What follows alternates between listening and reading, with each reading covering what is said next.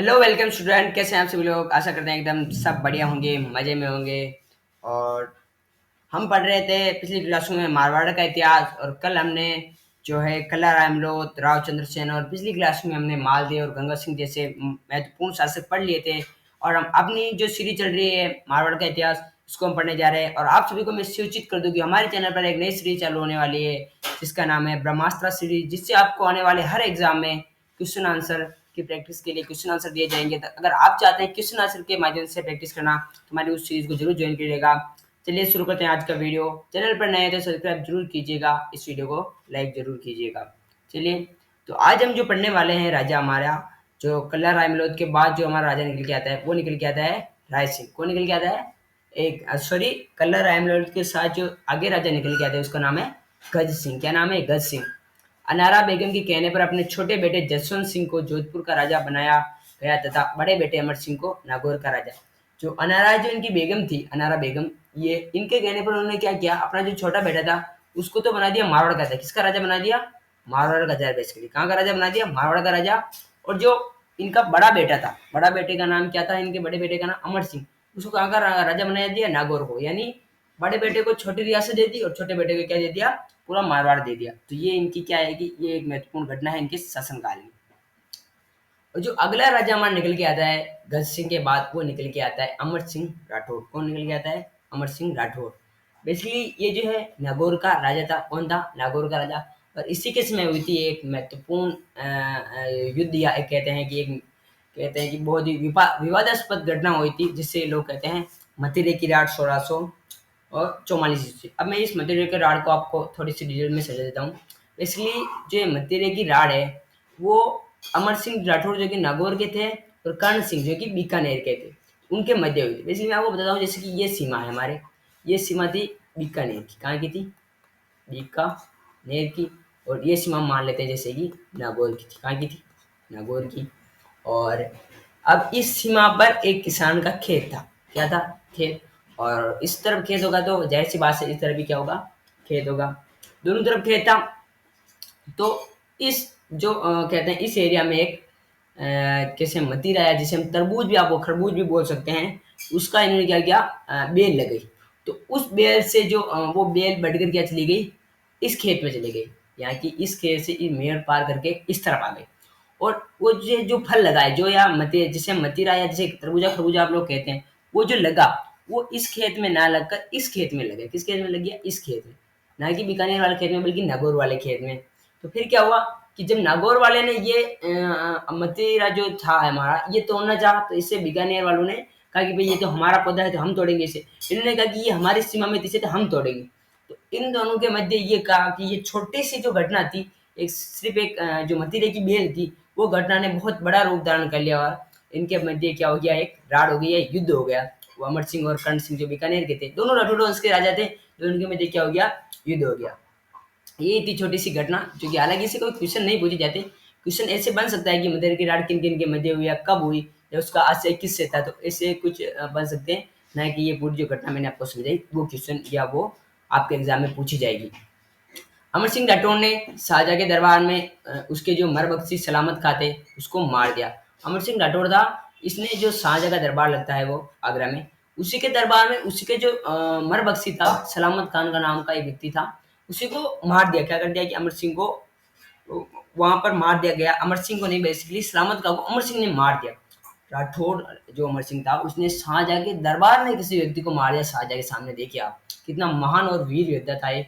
अमर सिंह को कटार का स्वामी कहा जाता है। कटार का स्वामी यानी कटार यानी हम जो छोटी तलवार होती है वो। और कटार का स्वामी इसलिए कहते हैं क्योंकि इसने यहाँ पर जैसे कि शाहजहाँ के दरबार में सलामत खां को मार दिया, और ये मथुरे की राड़, इस कारण से इनको क्या कहा जाता है? जो कटार का स्वामी है वो किसको कहा जाता है? हमारे अमर सिंह जी राठौर को कहा जाता है। नागौर में इसकी 16 खंभों की छतरी बनी हुई है। कितने खंभों की छतरी बनी हुई है इनकी? 16 खंभों की छतरी। तो इससे जो मेन जो निकल के आते हैं वो क्वेश्चन, वो निकल के आते हैं। तो कटार का स्वामी किसे कहते हैं? दूसरा निकल के आता है नागौर, मतलब 16 खंभों की छतरी किसकी है नागौर में, या अमर सिंह जी की छतरी कहाँ पर बनी हुई है। या अगला जो क्वेश्चन बन सकता है वो मदिरे की राड किन किन के मध्य हुई थी। और अगली जो हम इनकी कुछ बातें हैं वो और पढ़ लेते हैं। जैसे हमारे इनके अमर सिंह जी के बारे में।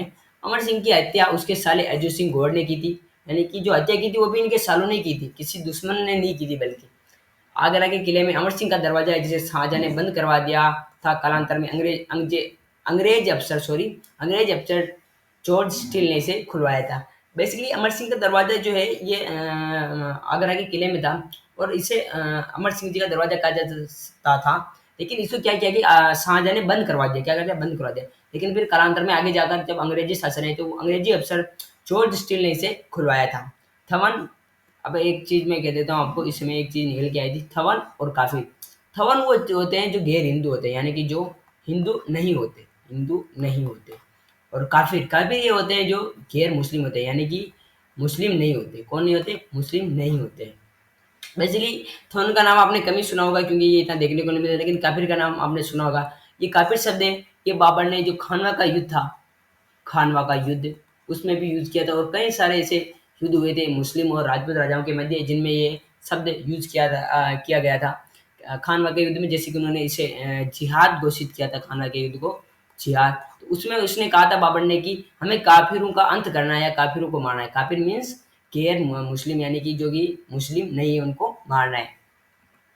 तो अगला हम राजा देखते हैं मारवाड़ के इतिहास का या राठौड़ वंश का। वो निकल के आते हैं हमारे पास जसवंत सिंह जी। कौन आते हैं, जसवंत सिंह जी।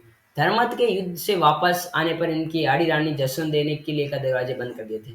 बेसिकली क्या हुआ कि ये जो हमारा दिल्ली का जो संघर्ष चल रहा था, क्या कि राजगद्दी का संघर्ष, उसमें धर्मत का युद्ध हुआ। और धर्मत के युद्ध में क्या हुआ, जसवंत सिंह जी को हार का सामना करना पड़ा था। बेसिकली ये लड़ने गए थे तो इनको क्या हुआ, धर्मत के युद्ध में हार का सामना करना पड़ा। लेकिन जो हाड़ी रानी जसवंत दे थी, कौन थी, हाड़ी रानी जसवंत दे, इन्होंने किले के दरवाजे बंद कर दिए और ये कहा कि हाड़ी रानी सेलकौर का नाम आपने सुना होगा कि मैं उस वंश से ताल्लुक रखती हूँ जिसने एक अपने पति की सैलानी मांगने पर अपना सिर काट के दे दिया। क्या काट के दे दिया, सिर काट के। किसने काट के दे दिया था, हाड़ी रानी सेलकौर, जिससे कि आपने हमने आपने नहीं पढ़ा होगा तो हमने पिछली क्लासों में पढ़ाया है मेवाड़ के इतिहास में। वो क्लास आप हमारे चैनल पर जाकर प्लेलिस्ट में देख सकते हैं। तो सेलकौर जैसी वंश से मैं बिलोंग करती हूँ, जिसने अपने पति की जो क्या है कि सिर्फ एक निशानी मांगने पर अपना सिर काट के दे दिया। और उसका पति एक युद्ध में हार गया है तो मैं उसे अंदर कैसे, किले के अंदर कैसे मतलब सड़ा दे सकती हूँ। और उन्होंने क्या किया कि उन्होंने सती होने की भी तैयारी करी थी। क्या होने की तैयारी करी, सती, कि मेरा पति तो मर चुका है, ये तक उन्होंने मान लिया। लेकिन फिर उन लोगों के समझाने और जो इनकी हाड़ी रानी की जो जसवंत थी, इनकी जो माँ थी, इनके समझाने पर इन्होंने फिर खोल दिए गेट और उन्होंने कहा कि मैं फिर जाके जीत के आऊंगा युद्ध। जसवंत सिंह जी ने उनको समझाया। तो देखिए आज के ज़माने नहीं, पहले के ज़माने में भी जो थी औरतें, वो कुछ ऐसे कार्य कर दिया करती थी जो कि अविश्वसनीय हुआ करते थे। और ये एक तरफ से बहुत ही वीर कह सकते हैं घटना को भी हम मान सकते हैं।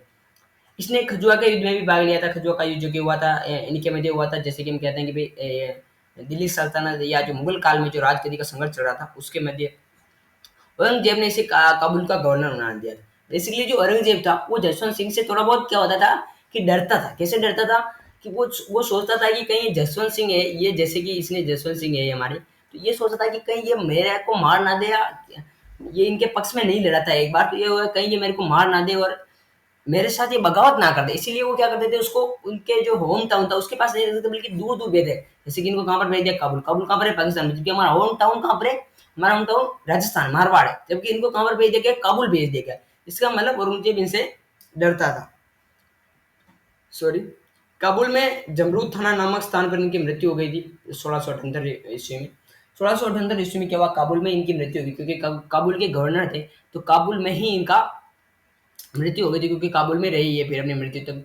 इनकी मृत्यु पर औरंगजेब ने कहा था कि आज कुफ्र का दरवाजा टूट गया। कुफ्र का दरवाजा यानी कि धर्म का विरोध करने वाला, जो इनके धर्म का विरोध करता था, वो इनके धर्म को नहीं मतलब एक करता था, मतलब नहीं मानता था किसके, मुस्लिम धर्म को। इसलिए उन्होंने कहा कि भाई आज कुफ्र का दरवाजा टूट गया। किसके मरने पर ये कहा गया, कहा औरंगजेब ने, जो हमारे जसवंत सिंह जी थे उनके मरने पर ये किसने कहा था, औरंगजेब ने कहा था। और आगे हम बात करते हैं इनकी जसवंत सिंह जी की और कुछ उपाधियों के बारे में।